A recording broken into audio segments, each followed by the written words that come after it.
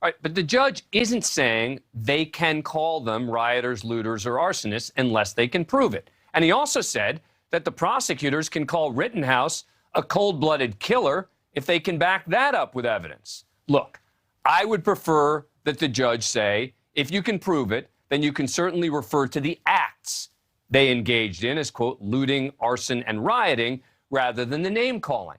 But I also don't think it's that big a deal, nor do I think it will ultimately impact the outcome at all.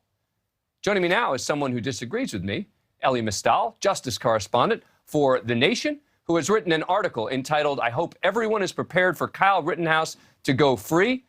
And then the subhead is, even if Rittenhouse somehow draws an impartial jury, he already appears to have landed a very partial judge. Appreciate you coming on the show. What am I getting wrong here? Yeah, so let's start at the beginning, right? We know that these people are victims of a homicide. That is just a legally flat term. There was a homicide. They were alive once. They are dead now. We know why they're dead. Kyle Rittenhouse shot them. Now, the trial of Rittenhouse is to determine whether or not that homicide is justified. And he is entitled to a fair trial with due process and the presumption of innocence. He's entitled to all of that. But the truth of the matter is a homicide occurred. So these people who were alive, who are no longer alive, were victims of a homicide. That's just a flat, legally accurate term. Now, Judge Schrader. Well, let's start on that one, though. Let's start on that one. Just on the victim issue, because I know you have nuanced positions on depending on the words here. But let's focus on the victim piece first. So you're saying that because they were, and you're right, legally as a homicide means death at the hands of another, right? Period. No question that it was, quote, a homicide. But it does seem to me when you call someone a victim, let's take it out of this case. Let's not talk about another case where someone was clearly the aggressor against someone else, and in self-defense, they shot and protected themselves from being harmed by the other person. You're still ready to call that person a victim?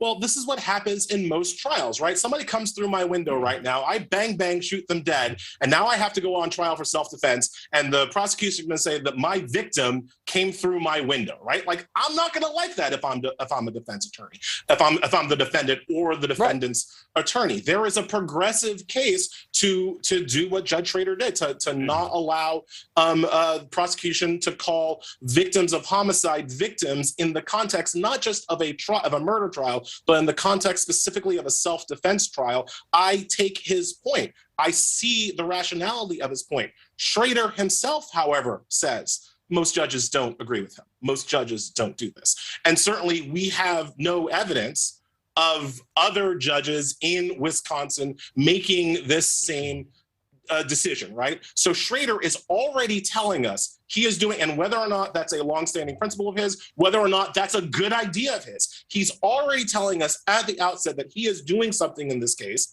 that is not a standard thing to be done in cases of this nature. So that's something to consider, right? That's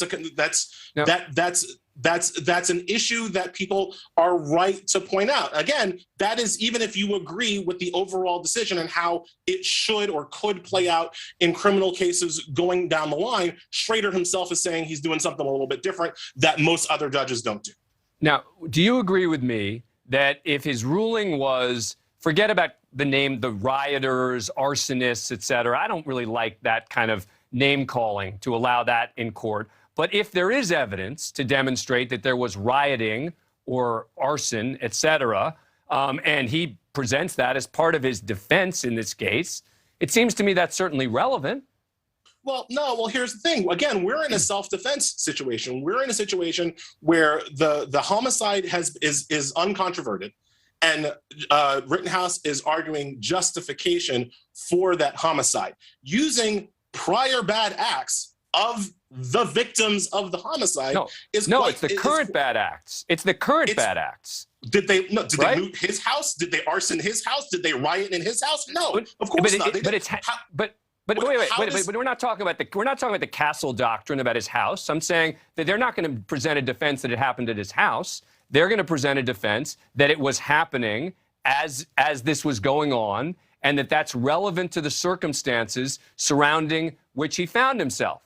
How is what these people were doing not to him relevant to whether or not he was in fear of his life and he needed to use deadly force to protect himself?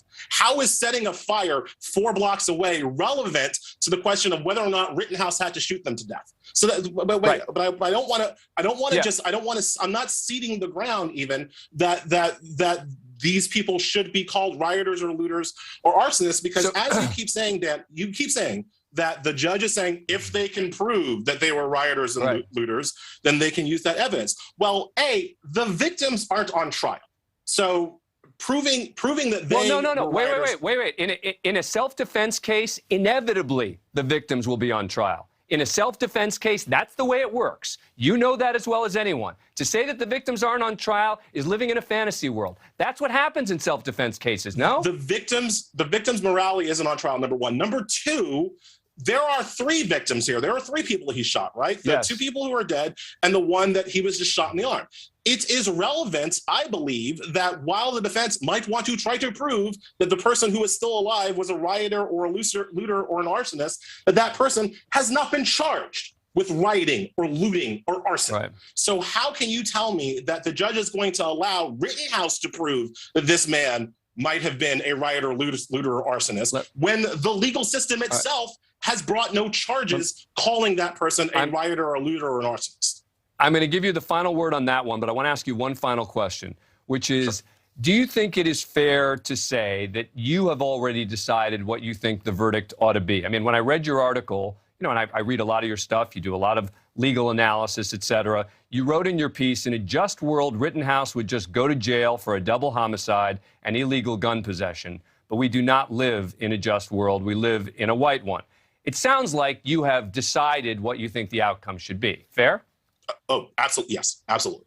I've decided what the outcome should be. I should not be a juror in this case. No, I got it. I got it. Judge in this case. Totally. Look, and by the way, I'm not one of these people who suggest that everyone in the media needs to be objective. I think it's so phony to suggest that everyone in media has to somehow be objective. I just wanted to lay that out there to make sure that you would admit that, which you do, which I think is very intellectually honest. It helps my case if this kid gets the fairest trial possible. That's the point of the legal system, right? Like I want him to go to jail, and I want him to go to jail under the fairest system possible, so that when he is in jail, people are like, oh, well, he got his shot. He got due process. That's what I want. All right.